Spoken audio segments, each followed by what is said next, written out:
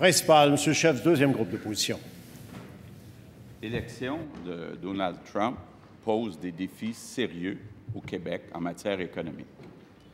Déjà, les salaires au Québec sont beaucoup plus bas qu'aux États-Unis. Déjà, l'économie du Québec roule au ralenti, 1,4 %. Or, le nouveau président américain est clairement protectionniste. Il nous dit qu'il veut rapatrier des emplois payants dans le secteur manufacturier ou autre aux États-Unis. Il ne faut pas être naïf. Il faut que nous autres aussi, au Québec, on aide nos entreprises, qu'on aide nos consommateurs. Ça prend un plan pour les entreprises, ça prend un plan pour les consommateurs. La CAQ a proposé un plan pour les consommateurs.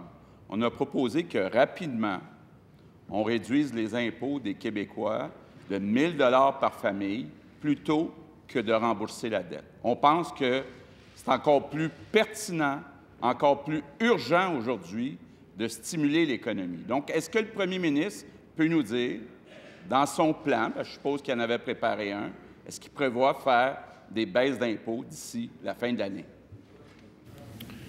Monsieur le premier ministre. Bien, écoutez, d'abord, je remarque qu'on choisit une bonne question aujourd'hui. L'influence de l'élection américaine sur notre économie pourrait être très significative, notamment en région, partout au Québec, notamment en région, notamment dans l'industrie de la forêt, compte tenu des discussions sur le bois d'œuvre. Il faut d'ailleurs se réjouir qu'on ait nommé M. Chrétien, M. Raymond Chrétien, comme représentant du Québec, parce qu'il a une très bonne connaissance des mécanismes américains. Maintenant, sur la question des baisses d'impôts, M. le Président, on l'a fait, la baisse d'impôts. Ce qu'on a annoncé avec l'abolition de la taxe santé, qui est un impôt, c'est la ligne 448 du rapport d'impôt de mon collègue et de toute la population qui nous écoute. Je vous suggère d'aller voir cette ligne pour voir ce qu'il ne paiera plus l'an prochain.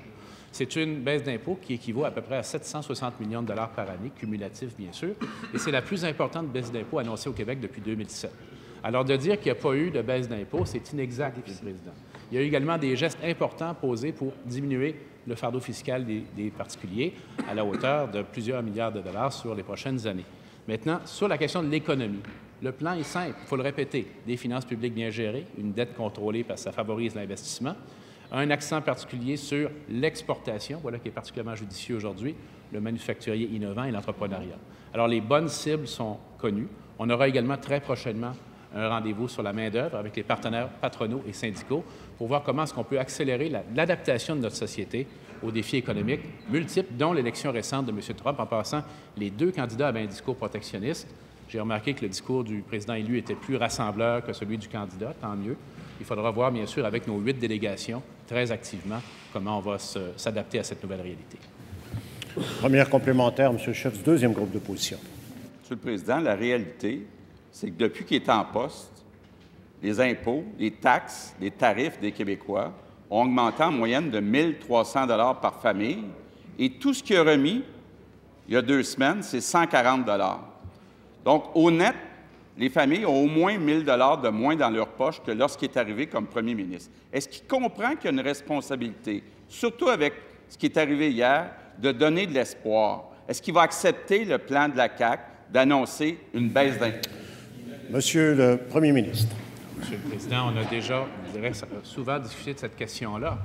S'ils regardent selon les revenus des gens, je répète à la population qui les écoute, ligne 448 de leur rapport d'impôt des dernières années, allez voir combien il va revenir dans vos poches, plus le bouclier fiscal, plus le crédit d'impôt pour les travailleurs âgés. C'est beaucoup de mesures qui remettent de l'argent dans les poches des gens. Maintenant, lui a dû faire un calcul. Je sais qu'à l'époque où il avait fait son budget de l'an 1, les calculs étaient un peu déficients, mais cette fois, il a dû faire le calcul. Combien ça coûte la baisse d'impôt qu'il recommande et quel service public va-t-il couper pour payer cette baisse d'impôt?